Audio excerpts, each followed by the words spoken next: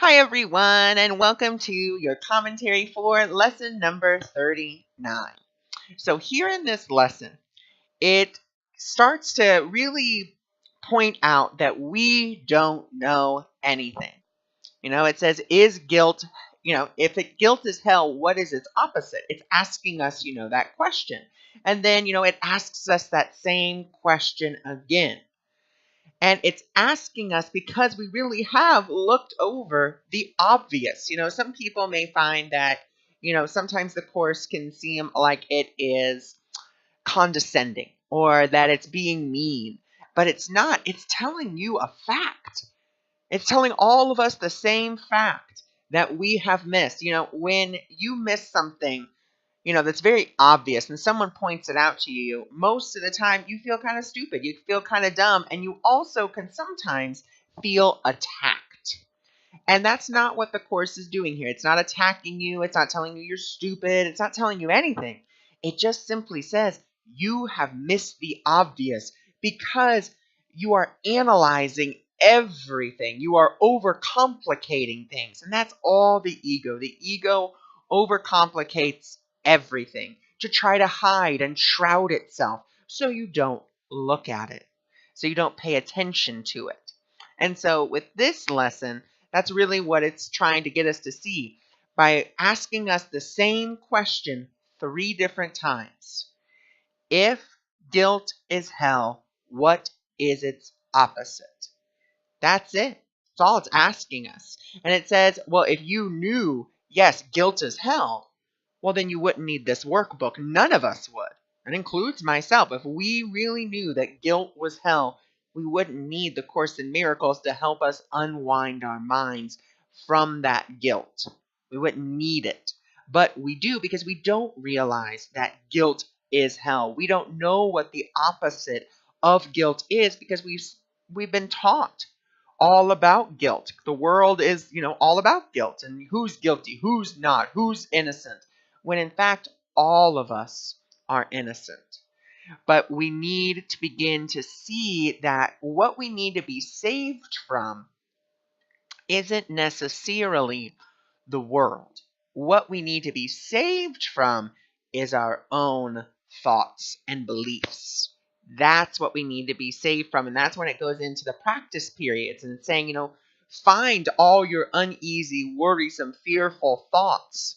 See them for what they are. And that's why I love it. It sets it up for us by saying, if your unloving thoughts, they may appear as uneasiness, depression, anger, fear, worry, attack, insecurity, and just the list goes on and on.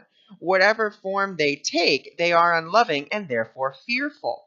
And so from them, you need to be saved. There it is. From them, you need to be saved. From your own thinking, from your own thoughts. That's what we need to be saved from. And then, you're supposed to just slowly, select at no particular, way the different things that are upsetting you or your fearful thoughts and just say, my unloving thoughts about Jeremy are keeping me in hell. My holiness is my salvation. And then it goes further on to say, if a situation arises, you could say, you know what? My holiness is my salvation from this. The truth of who I am is my salvation. Because we have to remember, that we are not our bodies. We're not a personality. Those are masks. Those are suits that we wear to hide the truth of who we are, which is the holy child of God. That's who we are. That's who everyone is. And if we see one person separate from that, then the whole world is separate and forever will be. And that's why we have to see that, what? My guilt, my thoughts about this person or my thoughts about this, they're keeping me in hell. They're keeping me. And there's actually a part in the Course that talks about, the jailer is never free from his prisoner. Because think about this, if you are holding unloving thoughts about a person, and we'll just say about a person because that's the easiest thing to relate to. But if you are having unloving thoughts about a person, you are now their jailer. You are constantly reminding that thought form, not that person, or maybe when you see them, you're reminding them, but that thought form of what a terrible person, terrible behavior, so forth and so on, that it's been. Well, now you can't leave. You always got to go back and you got to check those bars. You got to make sure they're nice and tight. You got to make sure the door is locked. You got to make sure that that thought is, well in your mind and it's held there. You can't leave it. You have now bound yourself to where you have bound that other person, which is in the hell of your own mind. So you have now trapped yourself in that hellish, scheme. And the ego says, oh, yeah, this is what you need to do 100%. Hold that guilt. Hold that. But as you hold that guilt, where are you holding yourself?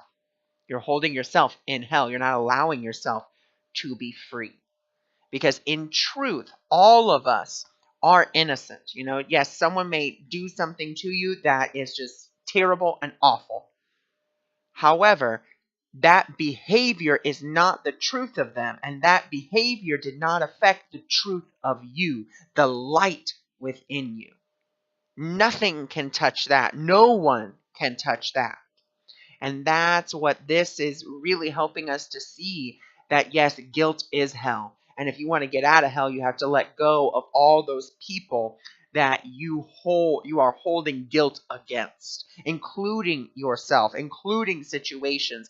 And it may even be from the past, letting it all go. And my definition of letting go is simply letting go means you see that what you've been holding on to no longer holds any value for you any longer.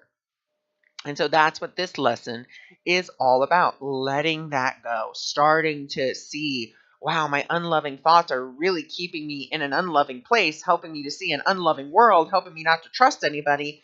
So if I want to get out of this, I have to begin to change my thoughts. So thank you so much for joining me for this commentary, and I look forward to seeing you in lesson number 40.